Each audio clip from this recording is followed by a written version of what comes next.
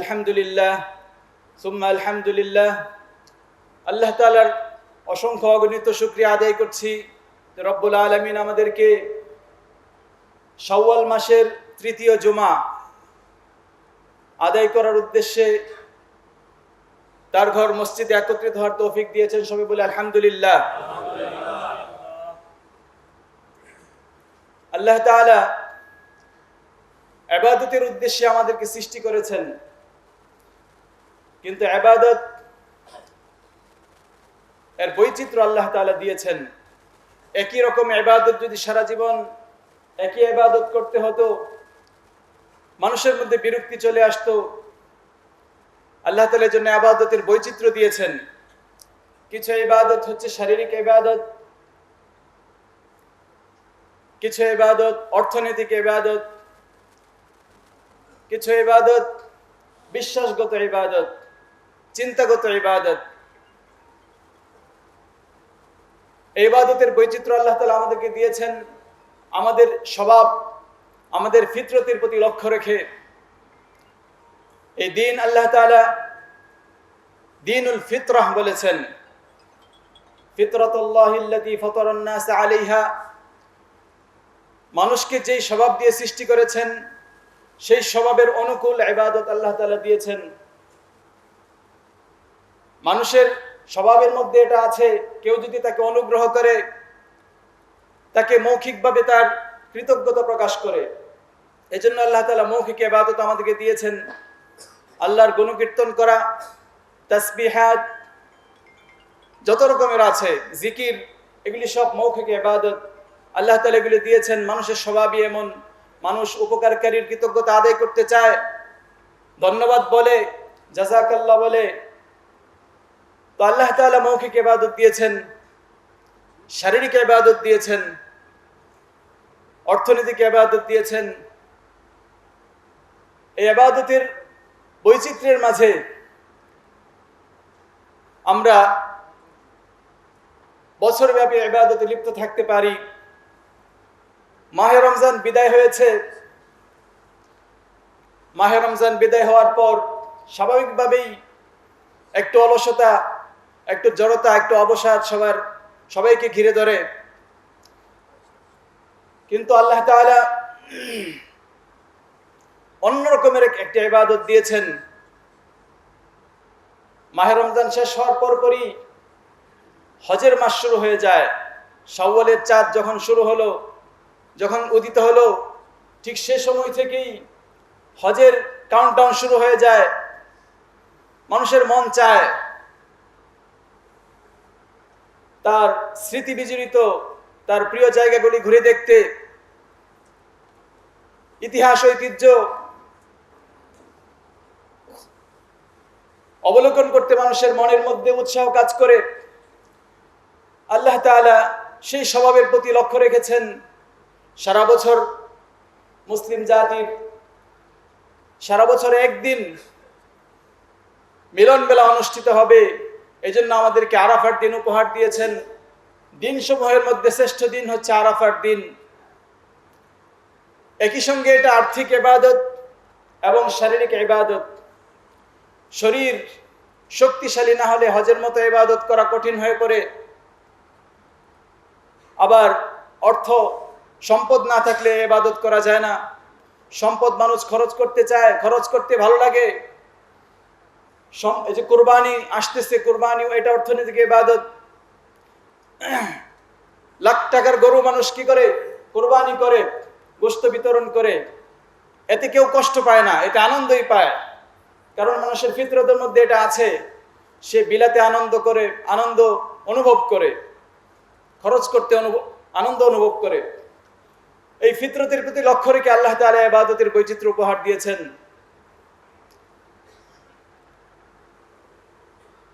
তো হজ মুসলিম জাতির একই সঙ্গে ইবাদত, আবার এর রাজনৈতিক তাৎপর্য আছে। মুসলিম জাতির ঐক্য, মুসলিম জাতির ঐক্যবদ্ধতা আল্লাহ তাআলা দেখতে চান। আল্লাহ তাআলা ইরশাদ করেন, ইন্না হাযিহি উম্মাতুকুম উম্মাতান ওয়াহিদা। এই যে তোমাদের জাতি বাংলাদেশি হোক, পাকিস্তানি হোক, আরাবিয়ান হোক, সব মিলে একটি জাতি। আল্লাহ তাআলা ইরশাদ করেছেন, ওয়া আনা রাব্বুকুম, আর আমি তোমাদের এই সব জাতির আমি হলাম রব। ফাত্তাকুন, অন্যত্র আসছে ফাবুদুন, সুতরাং তোমরা আমাকেই ভয় করো, আমার ইবাদত করো। মুসলিম জাতিকে নবী সাল্লাল্লাহু আলাইহি ওয়াসাল্লাম একটি দেহের ন্যায় তুলনা করেছেন। তারাল মুমিনিনা ফি তারাহুমিহিম ওয়া তাআতুফিহিম কাজাসাদিন ওয়াহিদিন। আল্লাহ তাআলা নবীজি ইরশাদ করছেন, মুমিনদেরকে, মুসলমানদেরকে তুমি দেখবে পারস্পরিক হৃদ্যতায়, সমর্মিতায় তারা একটি দেহের ন্যায়। ইনিস্তাকা আইনুহু ইস্তাকা কুল্লুহু। তার যদি একটি দেহের মধ্যে যেমন চোখ যদি আহত হয় সারা শরীর ব্যথা অনুভব করে, মুসলিম জাতি পুরোটা মিলে একটি দেহ। কিন্তু আমাদের এটা অভিশাপ। ইউরোপিয়ানরা আমাদেরকে জাতীয়তাবাদ শিখিয়েছে যে আমরা বাঙালি, তারা পাকিস্তানি, তারা হিন্দুস্তানি। নবী সাল্লাল্লাহু আলাইহি সাল্লামের সাহাবীদের মধ্যেও কিন্তু ভিনদেশী ছিল। সালমান ফারিসি ছিলেন ইরানের, সুহাইব রুমি ছিলেন, বিলাল হাবাসি ছিলেন। বিলাল রাদিয়াল্লাহু আনহু আরব ছিলেন না, আবসিনিয়া, ইথিওপিয়া থেকে তিনি এসেছিলেন। কিন্তু তাদের মধ্যে এটা ছিল না, অনৈক্য ছিল না। একজনের ব্যথায় সবাই সমভাবে ব্যথিত হতেন, একজনের দুঃখে সবাই দুঃখিত হতেন। পুরা মুহাজিরদেরকেই তো আনসাররা আশ্রয় দিলেন, অথচ তারা ইয়াসরিবের বাসিন্দা ছিলেন না, মদিনার বাসিন্দা ছিলেন না। কিন্তু তারা যখন ধর্মের কারণে বিপদে পড়েছেন, ঘরবাড়ি থেকে উচ্ছেদের শিকার হয়েছেন, সাহাবীরা বুক পেতে দিয়েছেন, ঘর খালি করে দিয়েছেন। ইসলাম এটাই শিখিয়েছে। কিন্তু ইউরোপিয়ানরা আমাদেরকে শিখিয়েছে যে না, তোমরা আরব, তোমরা তুর্কি, তোমরা কেন তাদের অধীনে থাকবে, তোমাদেরকে আমরা স্বাধীনতা দিব। এভাবে তারা আমাদেরকে জাতীয়তাবাদের এই বিষ বপন করে দিয়েছে। এর ফলে কি হয়েছে? এর ফলে পৃথিবীতে মুসলমানরা আক্রান্ত হলে আমাদের অন্তরে কোনো ব্যথা অনুভব হয় না। আমরা বলি এটা তো অনেক দূরের দেশের ব্যাপার, আমাদের দেশ তো ঠিক আছে। এই দেশের মানচিত্র কে দিয়েছে? এটা তো আল্লাহ তাআলা দেন নেই, এটা আমরা ভাগ করেছি। আল্লাহ তাআলা এইসব ভাগ বাটোয়ারা থেকে দায় মুক্ত। নবী সাল্লাল্লাহু আলাইহি ওয়াসাল্লাম এইসব করেননি। মুসলিম উম্মাহ 200 কোটি মুসলিম যে ভূখণ্ডেই থাকবে, পুরা মুসলিম জাতির ব্যথা সে অনুভব করবে একটি দেহের ন্যায়। তো এটা এত বেশি জাতীয়তাবাদ এত বেশি স্বাভাবিক হয়ে গিয়েছে যে এসব বিষয়ে কথা বলাও যায় না। বলছে জাতীয়তাবাদ জাতির বিরোধী হয়ে যাবে। কিন্তু মুসলমানদের সবার উপরে হচ্ছে ধর্ম। ইসলাম কি বলে? এজন্য যে ট্র্যাজেডি এখন সারা বিশ্বব্যাপী দেখা যাচ্ছে, ফিলিস্তিনিদের দুঃখ দুর্দশা, এটা দেখেও যদি আমার আপনার মনে কোনো প্রেরণা অনুভব না হয়, কোনো দুঃখ অনুভব না হয়, নবী সাল্লাল্লাহু আলাইহি সাল্লামের ভাষ্য অনুযায়ী আপনি এই দেহের অন্তর্ভুক্ত না, একই দেহের অন্তর্ভুক্ত না। একই দেহের অন্তর্ভুক্ত হলে তো একটি অঙ্গ ব্যথা পেলে অন্য অঙ্গ সাড়া দেয়, সেও ব্যথা অনুভব করে। নবী সাল্লাল্লাহু আলাইহি সাল্লামের হাদিস হচ্ছে, যেখানেই অন্যায়, মান রাআ মিনকুম মুনকারান, তোমাদের যে কেউ কোনো অন্যায় সংগঠিত হতে দেখবে, জুলুম সংগঠিত হতে দেখবে, ফালইউগাইয়িরহু বিয়াদিহি, শক্তি প্রয়োগ করে, সর্বশক্তি প্রয়োগ করে সেটাকে বন্ধ করে দিবে। পৃথিবীর ইতিহাসে এমন, আমাদের মুসলমানদের ইতিহাসে এমন অনেক যুদ্ধ সংগঠিত হয়েছে শুধুমাত্র একজন মুসলমানকে বাঁচাতে গিয়ে, একজন নারীর চিৎকারের কারণে এক যুদ্ধ সংগঠিত হয়ে গিয়েছে। অনেক ঘটনা এমন। এখন এত বেশি পরিবর্তন আমাদের ভিতরে, জাতিগত নিধন হচ্ছে, দেশ মানচিত্র মুছে ফেলা হচ্ছে, কিন্তু আমাদের ভিতরে কোনো সাড়া অনুভব করে না, কোনো সাড়া আমরা অনুভব করি না। নানা রকম কথা বলতে শোনা যায় যে এইসব করে কি হবে, এইসব করে ইমানের দায়িত্ব পালন হবে, ন্যূনতম ইমানের দায়িত্ব পালন হবে। এতটুকু যদি না করতে পারি, ইমান ইমান ইমানদারের পরিচয় বহন করার যোগ্য আমি নই। আল্লাহ তাআলা আমাদেরকে মুসলিম জাতির ঐক্যবদ্ধতার এই নিয়ামত আবার দান করুন, সবাই বলে আমিন। মুসল্লিয়ানে কেরাম, রমজান মাস আমাদের জন্য ছিল এক বিরাট নিয়ামত। এই নিয়ামত ইবাদতের বসন্তকাল ছিল। ইবাদতের নানা রকম ইবাদত করে আমরা তৃপ্তি পেয়েছি। তৃপ্তি কেন পেয়েছি? ইবাদতের জন্যই তো আমাদেরকে সৃষ্টি করা হয়েছে। যে কাজের জন্য যাকে সৃষ্টি করা হয় সে সেই কাজ করে তৃপ্তি পায়। হাঁসের বাচ্চাকে যদি পানিতে নামিয়ে দেওয়া হয় সে তৃপ্তি অনুভব করে, আনন্দ অনুভব করে, কারণ তার সৃষ্টিটা এর জন্য। সে সাঁতার কাটবে। তাকে যদি ডাঙ্গায় রাখা হয় সে অস্বস্তি অনুভব করবে। তো ইবাদতের জন্য যেহেতু আমাদের সৃষ্টি, আর রমজানে ইবাদতের অনুকূল পরিবেশ ছিল, আল্লাহ তাআলার পক্ষ থেকে প্রতিদিন ফেরেশতারা ঘোষণা দিত, ইয়া বাগিয়াল খাইরি আকবিল, যে ইবাদতের আগ্রহী ব্যক্তি তুমি এগিয়ে আসো, তোমার জন্য শয়তানকে শৃঙ্খলিত করে ফেলা হয়েছে, আর তোমাকে কেউ বাধা দিবে না। জান্নাত খুলে দেওয়া হয়েছে, জাহান্নামের দরজা বন্ধ করে দেওয়া হয়েছে। অনুকূল পরিবেশ ছিল, এজন্য আমরা ইবাদত করতে পেরেছি। কিন্তু এরপরে শয়তানকে ছেড়ে দেওয়া হয়েছে। ইবাদত করতে আগের মতো সেই আনন্দ অনুভব হয় না, মুজাহাদা কষ্ট অনুভব হয়। কিন্তু আল্লাহ তাআলা এটাই চান। দুইটি আল্লাহ তাআলা চান। আল্লাহ তাআলা দেখান যে আমি যদি তোমাদেরকে সুযোগ করে না দেই, ইবাদত করার যোগ্য তোমরা না, ইবাদত তোমরা করতে পারবে না। ইয়্যাকা না'বুদু ওয়া ইয়্যাকা নাস্তাঈনের এই ব্যাখ্যা যে আল্লাহ আপনার ইবাদত করি, কিন্তু ইবাদত করার ব্যাপারে আপনার কাছে সাহায্য চাই। আপনার সাহায্য ছাড়া আমরা আপনার ইবাদত করতে পারবো না। তো আল্লাহ তাআলা অনুকূল পরিবেশ দিয়েছিলেন, নানা মাত্রিক ইবাদত আমরা করেছি। কিন্তু এখানে কি শেষ? নবী সাল্লাল্লাহু আলাইহি সাল্লাম বললেন, এক সাহাবী আসলেন, সুফিয়ান ইবনে আব্দুল্লাহ আস-সাকাফি। তিনি এসে জিজ্ঞেস করছেন যে আল্লাহর রাসূল, আমাকে একটা মাত্র কথা বলে দেন। ইসলামের এত কথা, এত হাদিস, এত কোরআন, একটা মাত্র কথা বলে দেন যেটার উপর আমল করলে আমার সব আমল হয়ে যাবে। কুল্লি ফিল ইসলামি কাওলান। ওই সাহাবী এসে জিজ্ঞেস করছেন, একটা মাত্র কথা বলে দেন যে এরপরে আর আপনার কাছে বা আর কারো কাছে কিছুই জিজ্ঞেস করার দরকার হবে না, এক বাক্যে সব বলে দেন। নবী সাল্লাল্লাহু আলাইহি ওয়াসাল্লাম তাকে বললেন, কুল আমানতু বিল্লাহি সুম্মা ইসতাকিম। এক বাক্যে যদি চাও তাহলে শুনে নাও, যে বলো যে আমি আল্লাহর প্রতি ঈমান এনেছি, আল্লাহর প্রতি ইবাদতের জন্য আমি সংকল্প করেছি, সুম্মা ইসতাকিম, এরপর অবিচল থাকো, আর এদিক সেদিক যেও না, নড়চড় করো না। এটাই হচ্ছে তোমার এক বাক্যে পুরা ইসলাম। ইস্তেকামত, ধারাবাহিকতা, এটা হচ্ছে সেই এক বাক্য যেটার মধ্যে পুরা দ্বীন আছে। নবী সাল্লাল্লাহু আলাইহি ওয়াসাল্লাম এর আমল কেমন ছিল? নবীজি ইরশাদ করেছেন, আহাব্বুল আমালি ইলাল্লাহ, আল্লাহ তাআলার কাছে শ্রেষ্ঠ আমল মা কাল্লা ওয়া দিমা আলাইহি। শ্রেষ্ঠ আমল সেটি যেটা পরিমাণে অল্প কিন্তু স্থায়ী। নবী সাল্লাল্লাহু আলাইহি ওয়াসাল্লামের আমল ছিল এমন,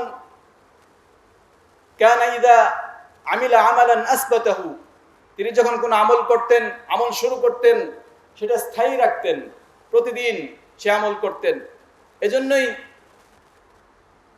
ওই যে সেই হাদিস যে নবী সাল্লাল্লাহু আলাইহি ওয়াসাল্লাম রমজানে এবং রমজানের বাহিরে কখনোই 11 রাকাতের বেশি নামাজ পড়েননি, অর্থাৎ 8 রাকাত তাহাজ্জুদ পড়তেন, রমজানেও পড়তেন, রমজানের বাহিরেও পড়তেন, সারা বছর পড়তেন। নবীজির আমল ছিল এমন স্থায়ী। আর এই আমলই আল্লাহ তাআলা বেশি পছন্দ করেন। আমাদের মতো না, আমরা শবে বরাতে সারা রাত ইবাদত করি, শবে কদর আসলে সারা রাত ইবাদত করি, এরপর সারা বছর আর ফরজও পড়ি না, নফল তো দূরের কথা। এই আমল আল্লাহ তাআলা পছন্দ করেন না। এভাবে পাশ করে পরীক্ষা উত্তীর্ণ হওয়া যায় না, এভাবে পড়াশোনা করে করা যায় না। সারা বছর যেই ছাত্র পড়াশোনা করে ক্লাসে উপস্থিত থাকে, অল্প অল্প করে পড়লেও সে ভালো রেজাল্ট করবে, কারণ তার আমল ধারাবাহিক ছিল। তো নবী সাল্লাল্লাহু আলাইহি ওয়াসাল্লাম আমল এমন ছিল, স্থায়ী আমল তিনি করতেন, আমল ছেড়ে দিতেন না। আর ইস্তেকামতের পুরস্কার আল্লাহ তাআলা বিরাট পুরস্কার ঘোষণা করেছেন। কোরআনের 2 জায়গায় আল্লাহ তাআলা ইরশাদ করেছেন, ইন্নাল্লাযীনা ক্বালু রাব্বুনাল্লাহু থুম্মা ইসতাকামু, যারা এই কথা বলে যে আল্লাহ তাআলা আমার রব, এরপর সেটার উপর অবিচল থাকতে পারে, ফালা খাউফুন আলাইহিম ওয়ালা হুম ইয়াহজানুন, এরকম ধারাবাহিক আমল যারা করতে পারে তাদের কোনো ভয় নেই, তারা দুশ্চিন্তার শিকার হবে না। উলাইকা আসহাবুল জান্নাহ, এবং তারা হবে জান্নাতের অধিবাসী। হুম ফিহা খালিদুন, তাদের ব্যাপারে আল্লাহ তাআলা ইরশাদ করেছেন, তাতানাজ্জালু আলাইহিমুল মালায়েকা, ধারাবাহিকভাবে যারা আমল করবে ফেরেশতারা তাদের উপর অবতীর্ণ হবে। মুফাসসিরিনে কেরাম বলেছেন, কেউ কেউ বলেছেন এটা মৃত্যুর সময়ের কথা, মৃত্যুর সময় ফেরেশতারা আসবে। আবার কেউ কেউ বলেছেন না, শুধু মৃত্যুর সময় হবে কেন, জীবদ্দশায়ও হবে, জীবিত অবস্থায় ফেরেশতারা তাদের সঙ্গে থাকবে, ফেরেশতাদের উপস্থিতি সে অনুভব করবে, ফেরেশতারা তার নেক কাজে উদ্বুদ্ধ করবে, গুনাহ থেকে তাকে বিরত রাখার চেষ্টা করবে, এটা জীবদ্দশাতেও হবে। ফেরেশতারা তাদেরকে বলতে থাকবে, নাহনু আউলিয়াউকুম ফিল হায়াতিদ দুনিয়া ওয়া ফিল আখিরাহ, দুনিয়ার জীবনে আমরা তোমাদের পাশে ছিলাম, মানে জীবদ্দশাতেও ছিলাম তোমাদের সঙ্গে, ওয়াফিল আখিরাহ, আখিরাতেও থাকবো। ইস্তিকামতের পুরস্কার, ওয়ালাকুম ফিহা মা তাশতাহি আনফুসুকুম, যা চাইবে জান্নাতে তাই পাবে, এই সবই হচ্ছে ইস্তিকামতের পুরস্কার।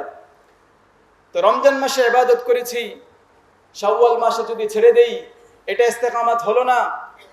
রমজানে কিয়ামুল লাইল করেছি, তারাবির নামাজ পড়েছি 20 রাকাত, এখন যদি 2-4 রাকাতও পড়তে না পারি, ইস্তেকামত হলো না। রমজানে কোরআন খতম করেছি, এখন একটা পৃষ্ঠাও পড়তে পারি না, ইস্তেকামত হচ্ছে না। রমজানে প্রচুর দান সদকা করেছি, এখন আর পকেট থেকে টাকা বের হয় না, ইস্তেকামত হলো না। নবী সাল্লাল্লাহু আলাইহি ওয়াসাল্লাম আমল ছিল স্থায়ী আমল, প্রতিদিন একই আমল তিনি করতেন, এজন্য মৌসুম আসলে পরিবর্তনের দরকার হতো না। তো নবী সাল্লাল্লাহু আলাইহি ওয়াসাল্লামের জীবনের সারা জীবনের আমল ছিল একই রকম, আমাদেরকেও সেভাবে অভ্যস্ত হতে হবে। রমজানের যে আমলগুলো আমরা করেছি, সে আমলগুলি ধারাবাহিকভাবে সারা বছর করা। রমজানে কি কি আমল আমরা করেছি? রমজানের শ্রেষ্ঠ আমল তো ছিল সেটাই সিয়াম রমাদান, রোজা রেখেছি, রোজার পুরস্কারও তো পেয়েছি। রোজার পুরস্কার হচ্ছে তাকওয়া, আল্লাহর প্রতি দায়বদ্ধতা বেড়ে গিয়েছে, আল্লাহর ভয় বেড়ে গিয়েছে। এটা তো ফরজ রোজা শেষ হয়ে গিয়েছে। নবী সাল্লাল্লাহু আলাইহি সাল্লাম কি শুধু এই ফরজ রোজাই রাখতেন? না, নবী সাল্লাল্লাহু আলাইহি সাল্লাম এটার ধারাবাহিক আমল করতেন। প্রতি সপ্তাহে 2 দিন রোজা রাখতেন, সোমবার বৃহস্পতিবার রোজা রাখতেন। সাহাবায়ে কেরাম কারণ জিজ্ঞেস করলেন, নবীজি বললেন, তুরাদুল আমাল, আল্লাহর কাছে মানুষের আমল পেশ করা হয় সপ্তাহে 2 বার, সোমবার এবং বৃহস্পতিবার। আর আমি চাই আমার আমল যেন রোজা অবস্থায় আল্লাহ তাআলার সামনে পেশ করা হয়। প্রতি মাসে নবীজি 3 দিন রোজা রাখতেন, আইয়ামে 20, 13, 14, 15। এটা নবীজির সারা জীবনের আমল ছিল। নবীজি বলেছেন, সালাসাতা আইয়ামিন মিন কুল্লি শাহরিন সাওমুদ দাহরি কুল্লি, প্রতি মাসে 3 দিন রোজা, এটা সারা বছর রোজা রাখার নামান্তর। কারণ এই উম্মতকে আল্লাহ তাআলা এই বৈশিষ্ট্য দিয়েছেন, মান জা বিল হাসানাতি ফালাহু আশরু আমসালিহা, এই উম্মত একটি আমল করবে 10টি নেকি পাবে, 10টি আমল তার হয়ে যাবে। কোরআনের একটি আয়াত পড়বে, আলিফ লাম মিম, 3টা মাত্র হরফ পড়েছে, নেকি 3টা হবে না, নেকি হবে 30টা। 5 ওয়াক্ত নামাজ পড়বে, সওয়াব 5 ওয়াক্তের হবে না, সওয়াব হবে 50 ওয়াক্তের। 50 ওয়াক্ত আল্লাহ তাআলা মূলত ফরজ করেছিলেন, 5 ওয়াক্ত দিয়ে আল্লাহ তাআলা 50 ওয়াক্ত বানিয়ে নেবেন। এজন্য মাসে 3 দিন রোজা রাখবে, আল্লাহ তাআলা এটাকে 10 গুণ বাড়িয়ে দিবেন। 30 দিন রোজা রাখার সমান। তো নবী সাল্লাল্লাহু আলাইহি ওয়াসাল্লাম আমলগুলি এমন ধারাবাহিক ছিল। এরপরে নবীজি বিশেষভাবে শাওয়ালের 6 রোজার কথা বলেছেন। মান সামা রমাদান তুম্মা আতবাহু সিত্তাম মিন শাওয়াল, যে ব্যক্তি রমজানের রোজা রাখবে এরপরে 6টা রোজা শাওয়াল মাসে রাখবে, এটার পুরস্কার কি? কানা কাসিয়ামিদ দাহার, নবীজি বলেছেন সারা জীবন যুগের পর যুগ যুগ যুগ ধরে রোজা রাখার সওয়াব সে পাবে। সুবহানাল্লাহ। রমজানের এক মাস রোজা রাখার পুরস্কার হচ্ছে 10 মাস, এর বাকি থেকে 2 মাস। সেই 2 মাস পুরা করার জন্য শাওয়ালের 6 রোজা রাখবে, 6 দিন রোজা রাখবে, নাকি পাবে 60 দিন রোজা রাখার, 2 মাস রাখার সওয়াব পাবে। এই উম্মতকে আল্লাহ তাআলা এভাবে পাশ করিয়ে দিবেন। আগের উম্মতের মতো হায়াত তো আমাদেরকে দেননি। আগের উম্মত 100 লেখার পরে খাতে 100 আনসার করার পরে 100 পেয়েছে, এই উম্মত 10 করে 100 পেয়ে যাবে। এই উম্মতকে আল্লাহ তাআলা এত সুবিধা দিয়েছেন। রোজা রাখবে 3টা, নেকি হবে 30টা। 5 ওয়াক্ত নামাজ পড়বে, 50 ওয়াক্তের সওয়াব পাবে। হজে যাবে, মক্কা শরীফে 1 ওয়াক্ত নামাজ পড়বে, কয় ওয়াক্তের সওয়াব হবে? 1 লক্ষ ওয়াক্তের সওয়াব হবে।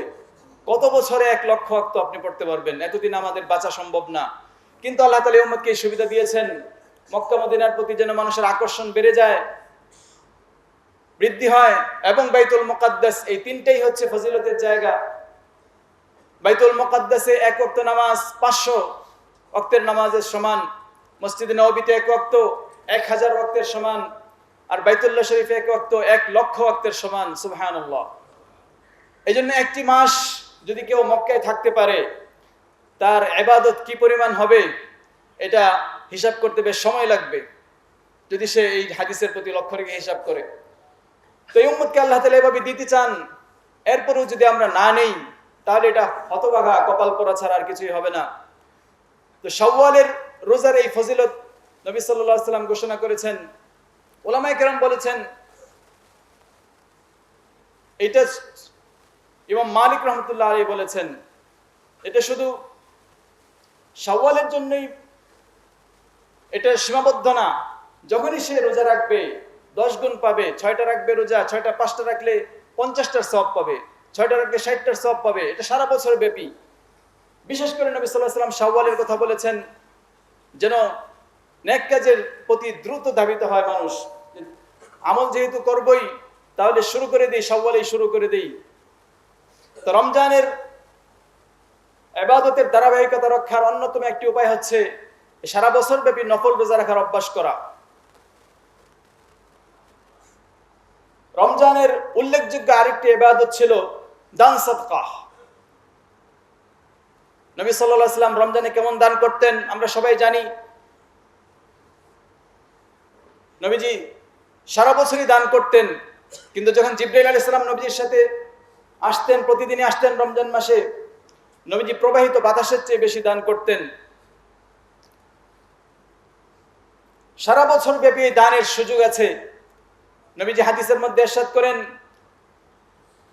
মা মিন ইয়াউমিন ইউসবিহুল ইবাদু ফীহি, যখনই একটা দিনের সূচনা হয়, সকাল হয়, ইল্লা ওয়ায়ানজিলুল মালাকান, 2জন ফেরেশতা নাজিল হয় প্রতিদিন।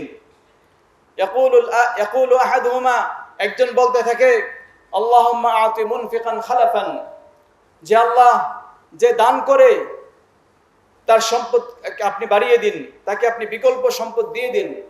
ওয়ায়াকুলুল আখার, একজন দোয়া করতে থাকে, আরেকজন বদদোয়া করতে থাকে। আরেকজন বলতে থাকে, আল্লাহুম্মা আতি মুমসিকান তালাফান, সম্পদ থাকার পরেও যে দিচ্ছে না তার সম্পদ আপনি ধ্বংস করে দিন। প্রতিদিন 2জন ফেরেশতা সকাল হওয়ার সাথে সাথে অবতীর্ণ হয়, এই দোয়া করতে থাকে। এই জন্য প্রতিদিনই কিছু কিছু দান করা, বছরব্যাপী দান করা। নবী সাল্লাল্লাহু আলাইহি ওয়াসাল্লাম আমল এমনই ছিল। নবীজির আমল কেমন ছিল? তার কাছে চেয়ে কেউ না শুনে নেই। সাহাবায়ে কেরাম বলেছেন যে মাসুইলা মা ক্বালা কাত্তু লা, নবীজি না ছিল না। মা ক্বালা কাত্তু লা ইল্লা ফি তাশাহুদিহি, কবি বলছেন নবীর জীবনে না ছিল না, তবে তাশাহুদের মধ্যে শুধু লা ছিল। তাশাহুদ যখন পড়তেন তখন বলতেন আশহাদু আল্লা ইলাহা ইল্লাল্লাহ যে আল্লাহ ছাড়া কোনো ইবাদতের উপযুক্ত কেউ নাই, এই একটা জায়গায় তার না ছিল, কেউ কোনো জিনিস চেয়ে তার কাছ থেকে বঞ্চিত হয় নাই, সবাইকে তিনি তা দিতেন যা চাইতো। তো দানের সুযোগ সারা বছর ব্যাপী আল্লাহ তাআলা রেখেছেন এবং ফজিলত রেখেছেন।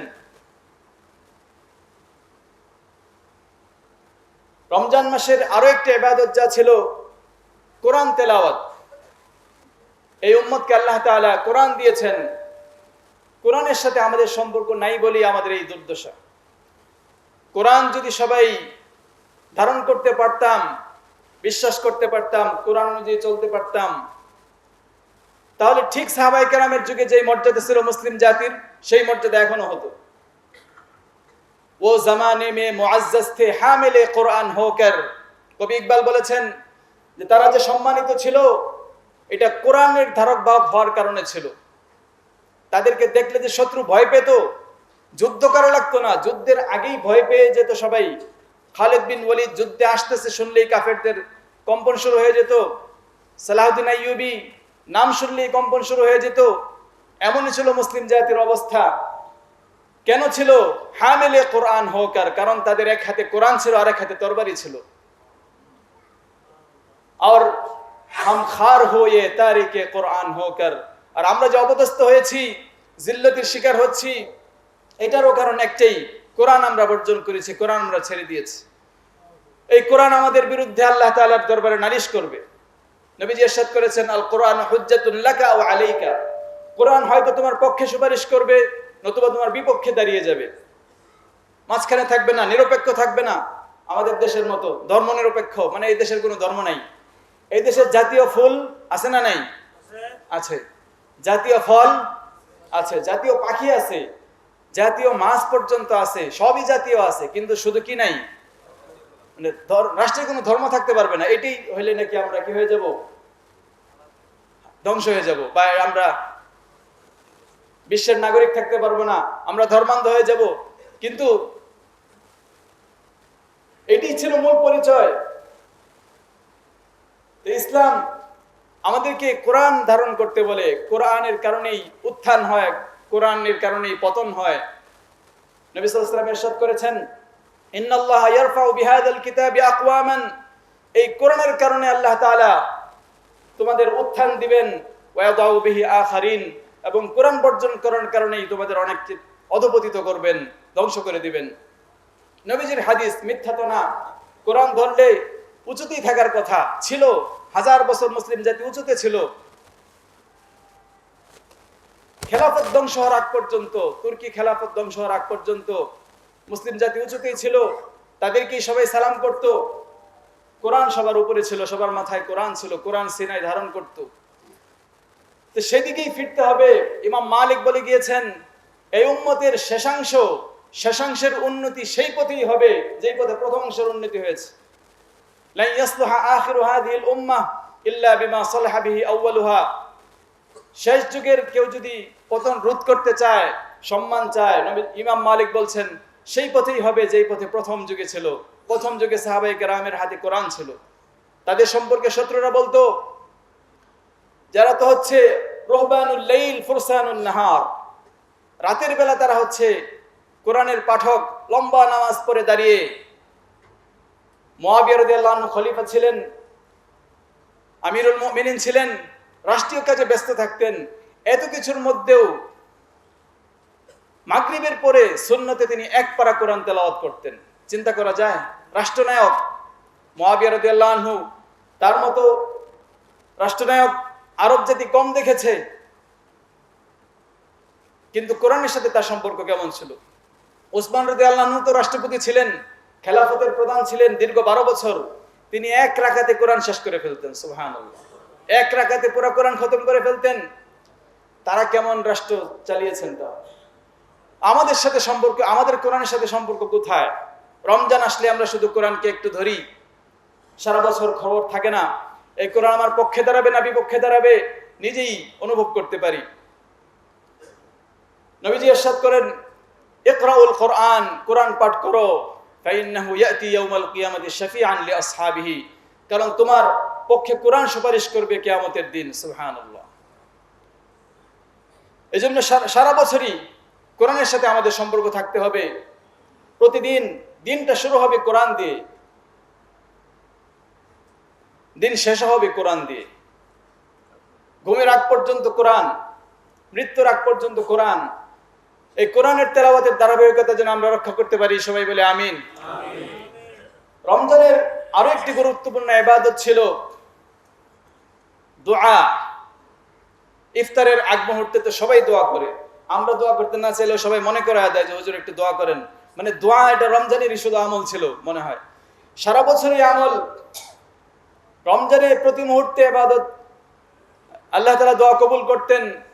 আল্লাহ তাআলা শুধু রমজানেই কবুল করতেন তা না, আল্লাহর ঘোষণা হচ্ছে ওয়াইদা সাআলাকা ইবাদি আন্নী ফাইন্নী করিব উদউনি আস্তাজিব লাকুম। অনেক আয়াত আসছে, আল্লাহ তাআলা বলছেন যে হে আমার বান্দারা, তোমরা আমার কাছে চাও, উদউনি দোয়া করো, আস্তাজিব লাকুম আমি সাড়া দেব, আমি দিতে আনন্দ বোধ করি। ইন্নাল্লাহা হাইয়ুন কারীম, নবীজি ইরশাদ করেছেন আল্লাহ তাআলা অতি লজ্জাশীল, অতি সম্মানিত। অতি সম্মানিত মানে কি? অতি সম্মানিত ব্যক্তির কাছে আপনি কিছু চাইলেন, সে দিতে না পারলেও লজ্জা অনুভব করবে যে আহা দিতে পারলাম না, মানে লজ্জায় তার মুখ লাল হয়ে যাবে। তো আল্লাহ তাআলা হচ্ছেন লজ্জাশীল, তিনি লজ্জাবোধ করেন। ইয়াস্তাহি মিনাল আবদি, তিনি বান্দা থেকে খুব লজ্জা পান। আন ইয়ারুদ্দা ইয়াদাইহি সিফরান খাইবাতাইন, বান্দা যখন দুই হাত তুলে কাঙ্গালের মতো কিছু চায়, ভিক্ষুকের মতো, আল্লাহ তাআলা তার হাত খালি হাতে ফিরিয়ে দিতে লজ্জাবোধ করেন। সুবহানাল্লাহ। সারা বছরই এটা। এজন্য দোয়ার আমল করা, যে সময়গুলিতে দোয়া কবুল হয়, বিশেষ করে এই যে জুমার দিনে দোয়া কবুল হয়। নবীজি ইরশাদ করেছেন জুমার দিনে একটা মুহূর্ত এমন আছে, এই সময়ে মানুষ আল্লাহর কাছে যা চায় তাই আল্লাহ তাআলা দিয়ে দেন। এগুলি আল্লাহ তাআলা গোপন রেখেছেন, কিছু জিনিস আল্লাহ তাআলা গোপন রেখেছেন। লাইলাতুল কদর কোন দিন জানাননি, গোপন রেখেছেন। ইসমে আজমের কথা আমরা জানি, ইসমে আজম আল্লাহর একটা বিশেষ নাম, সেই নাম ধরে যা চাওয়া হয় তাই আল্লাহ তাআলা দেন। কিন্তু ইসমে আজম ঠিক কোনটা এটা কেউ নিশ্চিত করে বলতে পারে না, গোপন রেখেছেন। কেন গোপন রেখেছেন এই জিনিসগুলি? মানুষ যেন এই সবগুলি নাম ধরেই দোয়া করে, মানুষ যেন পুরা রমজান মাস ব্যাপী কিয়ামুল লাইল করে, ষষ্ঠ দশকের প্রতিটা রাত্রি যেন কিয়ামুল লাইল করে, এবং জুমার দিন পুরো সময়টাই সে যেন দোয়াতে ব্যস্ত থাকে, ইবাদতে ব্যস্ত থাকে, এই জন্য সময়গুলিকে গোপন রেখেছেন। তো জুমার দিনে দোয়া কবুল হয় কোন সময়ে কবুল হয়? বেশিরভাগ উলামায়ে কেরাম বলছেন এটা আসরের পর থেকে সূর্যাস্ত পর্যন্ত, এই সময়ের কোন একটা সময়। কেউ বলছেন একদম সূর্যাস্তের ঠিক আগ মুহূর্তে শেষ সময়টা, আবার কেউ বলছেন দুই খুতবার মাঝের সময়ে। এগুলি কোনোটাই নিশ্চিত না, নবীজি কোনোটাই বলে যান নেই, বলছেন যে একটা সময় আছে, যে সময় যা চাইবে তাই পাবে। তো এই জন্য দোয়ার মনোনিবেশ করা, দোয়াতে মনোনিবেশ করা, আল্লাহ তাআলার কাছে ফিলিস্তিনিদের জন্য খাস করে দোয়া করা, চোখের পানি ফেলা। কার দোয়া কবুল হয়ে যায়? একজনের কারণে বৃষ্টি বন্ধ ছিল। মুসা আলাইহিস সালামের ঘটনা আমরা জানি না? গুনাহ করছে একজন, ওইখানে মুসা আলাইহিস সালাম আছেন, হারুন আলাইহিস সালাম আছেন, আরো অনেক বনী ইসরাইলের হাজার হাজার মুসলমান আছেন, কিন্তু বৃষ্টি হচ্ছে না। বনী ইসরাইল মুসা আলাইহিস সালামের কাছে নালিশ করলো যে বৃষ্টি হচ্ছে না, তুমি তোমার রবের কাছে দোয়া করো। মুসা আলাইহিস সালাম সবাইকে নিয়ে মাঠে একত্রিত হলেন, দোয়া করলেন। আল্লাহ তাআলা ওহী করলেন যে না, বৃষ্টি হবে না। একজন ব্যক্তির কারণে বৃষ্টি বন্ধ আছে, তাকে উঠে যেতে বলো। সেজন্য উঠে যায়। মুসা আলাইহিস সালাম ঘোষণা দিলেন যে ভাই, একজন ব্যক্তির কারণে পুরো জাতির এই ভাগ্যে বিপর্যয় নেমে আসছে, সেই ব্যক্তিটা এখান থেকে উঠে যাও। যে জানে সে তো তার কান্নার তো মনে মনে জানাই, কিন্তু সে লজ্জিত অনুভব করছিল যে এই সবার মাঝখানে যদি আমি উঠে যাই, সবাই দেখবে আমার কারণে পুরো জাতিটা বিপদে পড়েছে। তো এরপরে কি হলো?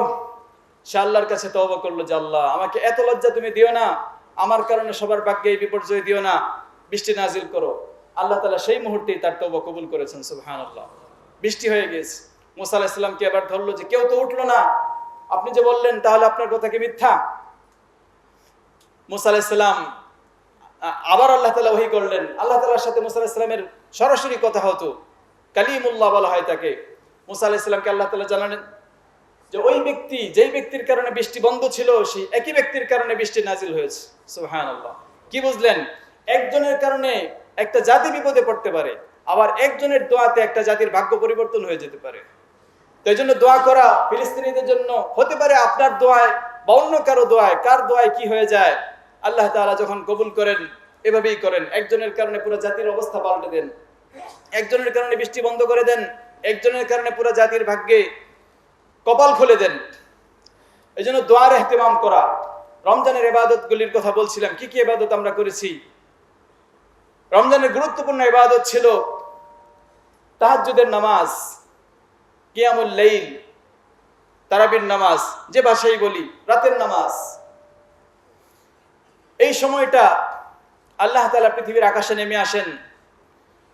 এটা শুধু রমজান মাসে ছিল না, প্রতিদিনই এটা নেমে আসেন, নেমে এসে ডাকতে থাকেন, আলা হাল মিন মুস্তাগফিরিন, আছে কি কোনো ক্ষমা প্রার্থনাকারী, আমি ক্ষমা করে দিব। আছে কি কোনো বিপদগ্রস্ত, আলা হাল মিন মুবতালান ফাউআফিয়া, আমি তাকে বিপদ মুক্ত করে দিব, বিপদগ্রস্তকে ডাকতে থাকেন। কিন্তু আমাদের সবচেয়ে গাফেল মুহূর্ত হচ্ছে শেষ রাত। এটা কেমন মাহরুমের কথা। সবাই আমরা বিপদগ্রস্ত, মানুষের সাথে কথা বললেই দেখবেন তার পেরেশানি, তার এই সমস্যা, তার এই সমস্যা।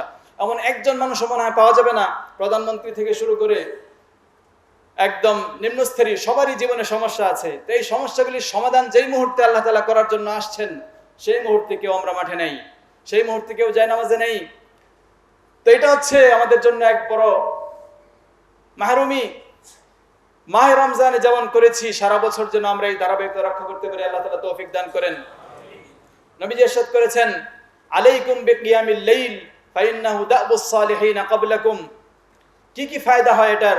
এর মধ্যে একটা ফায়দা নবীজি ইরশাদ করেছেন, ফাইন্নাহু মাতরাদাতুন লিদ্দাই আনিল জাসাদ, শরীর থেকে রোগ ব্যাধি দূর করে দেয়। মানহাতুন আনিল ইসমি, গুনাহ থেকে মানুষকে বাঁচায়। মুকাফফিরাতুন লিসসাইয়্যাত, গুনাহের কাফফারা হয়ে যায়।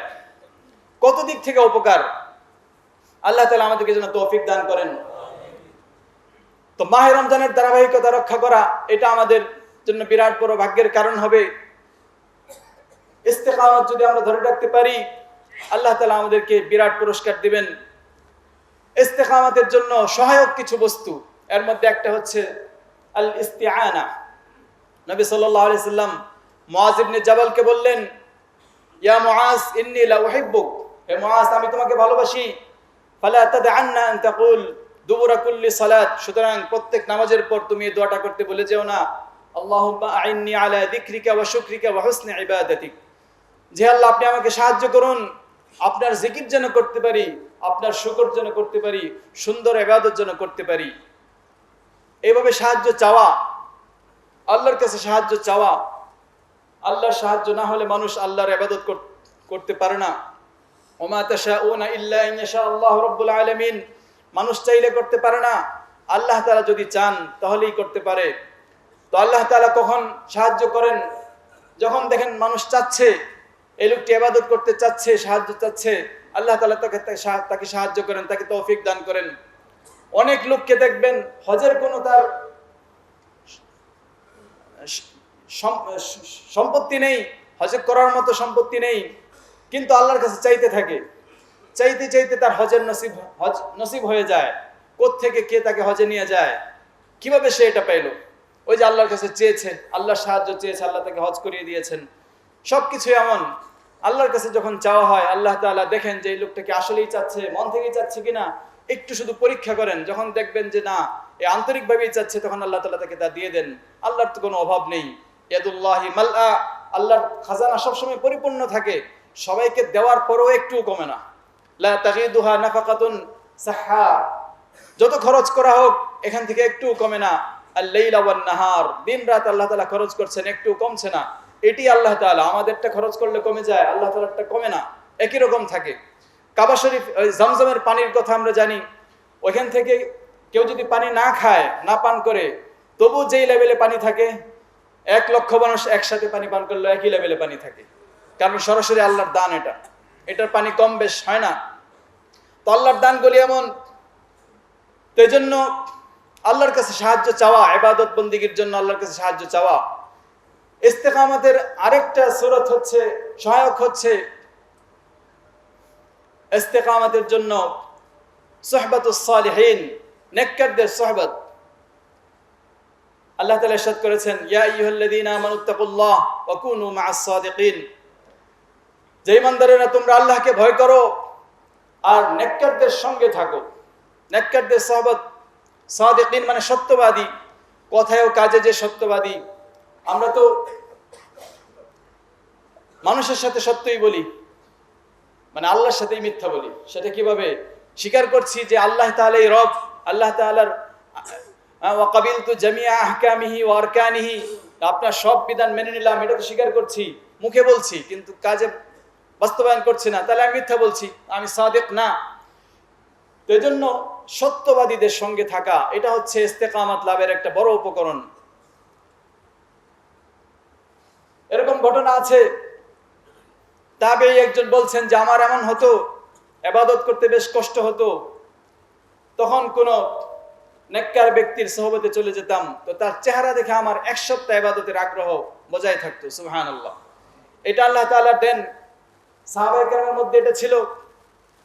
নবী সাল্লাল্লাহু আলাইহি সাল্লামের সোহবতে যতক্ষণ তারা থাকতেন, তাদের কাছে জান্নাত জাহান্নাম যেন চোখের সামনে। তারা বলতেন যে যতক্ষণ আপনার সামনে থাকি, জান্নাত জাহান্নাম যেন দেখতে থাকি, খরচ করতে কোনো বেগ পেতে হয় না, যাই বলেন তাই করে দিতে মন চায়, জান উৎসর্গ করে দিতে মন চায়। কিন্তু যখনই আপনার থেকে দূরে যাই, ক্ষেত খামার করি, আরেক দেশে ব্যবসা করতে যাই, তখন সে অবস্থাটা থাকে না। নবী বলছেন, হ্যাঁ এমনই তো হবে। এটাই হচ্ছে সোহবতের বরকত। নেককারদের সোহবতে যদি আমরা যেতে পারি, নেক কাজের তৌফিক আমরা পাবো। সৎসঙ্গে স্বর্গবাস, অসৎসঙ্গে সর্বনাশ, যে কথা বলা হয় একই কথা। যার সঙ্গ আপনি অবলম্বন করবেন তার মতো আপনি হয়ে যাবেন, ধীরে ধীরে তাই হবে। এই জন্য নেককারদের সোহবতে থাকা, দ্বীনি মজলিসগুলিতে অংশগ্রহণ করা, এটা হচ্ছে ইস্তেকামত লাভের আরেকটি উপকরণ। আল্লাহ তাআলা যেন আমাদেরকে মাহে রমজানের এই ধারাবাহিক আমলগুলি সারা বছর ব্যাপী করার তৌফিক দেন, সবাই বলে আমিন। মুসল্লিয়ানে কেরাম, আমাদের মসজিদ উত্তরার কেন্দ্রীয় মসজিদ, কেন্দ্রীয় তো সবচেয়ে সেন্ট্রাল পয়েন্টে যেহেতু এটা আছে, এই জন্যই তো কেন্দ্রীয় মসজিদ। এত খোলামেলা জায়গায় আর কোনো মসজিদ দেখা যায় না, সব মসজিদ ভিতরের দিকে। তো এইখানে সবসময় মানুষের হুজুম লেগে থাকে, সমাগম থাকে। কিন্তু সবচেয়ে অবহেলিত মসজিদ এটা। এই যে কালকে বৃষ্টি হলো, বৃষ্টির মধ্যে আমাদের ভিতর পর্যন্ত ঢুকাই কষ্ট হয়ে যায়। কোত্থেকে পানি পড়ে, কোত্থেকে কি হয়, শত চেষ্টার পরেও হয় না, কারণ মসজিদটা আমরা করতে পারিনি। তো এটা আমাদের জন্য কত বড় লজ্জার। নিজেদের বিল্ডিং 10 তলা 12 তলা হয়ে গিয়েছে, কিন্তু যেই মসজিদে আমি নামাজ পড়ি, যেখান থেকে আমি আখিরাতের প্রেরণা পাই, সেখানটার অবস্থা কেমন। নবীজি মদিনায় যাওয়ার পরে 6 মাস পরে নিজের ঘর বানিয়েছেন, আগে মসজিদ বানাইছেন প্রথমেই। সুবহানাল্লাহ, চিন্তা করা যায়। মসজিদ মদিনায় ঢুকেন নাই, প্রথমে কুবায় যে ঢুকেছেন, সেখানে এক সাহাবীর বাসায় ছিলেন, সেখানে তো 13-14 দিন ছিলেন, সেখানেও একটা মসজিদ করে ফেলেছেন। চিন্তা করেন, 13-14 দিনের জন্য মসজিদ। সেই মসজিদ ইতিহাসের 4র্থ সেরা মসজিদ, বাইতুল্লাহ, মসজিদে নববী, মসজিদে আকসা। এরপরে 4র্থ মসজিদ কোনটি? মসজিদে কুবা। ওইখানে 2 রাকাত নামাজ পড়লে একটা উমরার সওয়াব হয়। সেই মসজিদের ইতিহাস হচ্ছে নবীজি 13 দিন অবস্থান করছিলেন, সেজন্য সেই মসজিদ হয়েছে। এরপরে নবীজি মদিনায় প্রবেশ করলেন, প্রথমেই মসজিদ নির্মাণের কথা আসলো। প্রথম কাজ মসজিদ নির্মাণ। তো তখন নবীজি আবু আইয়ুব আনসারীর বাসায় থাকছেন। আবু আইয়ুব আনসারীর বাসা দোতলা ছিল, নবীজি উপরতলায়। নবীজিকে উপরতলায় তিনি দিয়েছেন, নবীজি পরে নিচতলায় নেমে এসেছেন যে আমার সবসময় মানুষ আসা যাওয়া করবে, আমি নিচতলায় থাকলেই ভালো। তিনি তার বাসাতেই থাকছিলেন। ততদিনে মসজিদ হয়ে গিয়েছে। 6 মাস পরে নবীজি নিজের স্ত্রীদের জন্য হুজরা নির্মাণ করেছেন। তো এখান থেকে আমাদের কি শিক্ষা আছে? শিক্ষা এটা আছে যে নিজের বাসস্থান নির্মাণের আগে, নিজের আরামায়েশের আগে আমি যেন ইবাদতের জায়গাটা সুন্দর করতে পারি, ইবাদতের ব্যবস্থা করতে পারি। এই শিক্ষা এখানে আছে না? আল্লাহ তাআলা যেন আমাদেরকে তৌফিক দান করেন। আমরা যেন একটি আরামদায়ক মসজিদ, যেখানে ইবাদত করতে মানুষ আগ্রহ বোধ করে, ইবাদতেরও তো পরিবেশ লাগে। সব মসজিদে অনেকে এই জন্য এখানে আসে বলে যদি এখানে নামাজ পড়ে শান্তি পাই, প্রশান্তি পাই, অনেকে শুধু এই জন্যই আসে। তো কিন্তু এই পরিবেশগত দিক থেকে তো সেই প্রশান্তি আমরা দিতে পারছি না। তো আল্লাহ তাআলা যাকে যতটুকু তৌফিক দিয়েছেন সর্বোচ্চটা ব্যয় করুন, যার কিছুই নেই দোয়া করুন, দোয়া দ্বারাও তো বহু কিছু হয়। যার যে তৌফিক আছে সর্বোচ্চ তৌফিক এই মসজিদের জন্য আমরা বরাদ্দ রাখি, আল্লাহ তাআলা আমাদেরকে কবুল করুন। আল্লাহ তাআলা আমাদেরকে মাহে রমজানের শিক্ষা ধারাবাহিকভাবে সারা বছর পালন করার তৌফিক দান করুন সকলে, আমিন। যাদের হজের ব্যবস্থা হয়েছে তারা হজের প্রস্তুতি নিন, আর আমাদের জন্য দোয়া করুন, খাস করে ফিলিস্তিনি ভাইদের জন্য দোয়া করবেন। সেখানে গিয়ে আল্লাহ তাআলা কার দোয়ার ওসিলায় কি হয়ে যায়, সব প্রতি মুহূর্তে আপনি মুসলিম জাতির জন্য ফিকির করবেন। যার ভিতরে উম্মতের দরদ নেই, ফিকির নেই, সে কেমন মুসলমান? শুধু নিজেরটা নিয়ে চিন্তা করলো, নিজের দেশ নিয়ে চিন্তা করলো, অন্য জাতি নিয়ে সে উদ্বিগ্ন না। আসলে জাতি তো একটি। এজন্য হাজীদের কাছেও দোয়ার আবেদন, যারা যাচ্ছেন সেখানে গিয়েও তাদের কথা বলবেন না, যার যদ্য সাধ্য আছে তাদের জন্য খরচ করবেন। আল্লাহ তাআলা আমাদেরকে তৌফিক দান করুন। أقول قولي هذا وأستغفر الله لي ولكم ولسائر المسلمين فاستغفروه إنه هو الغفور الرحيم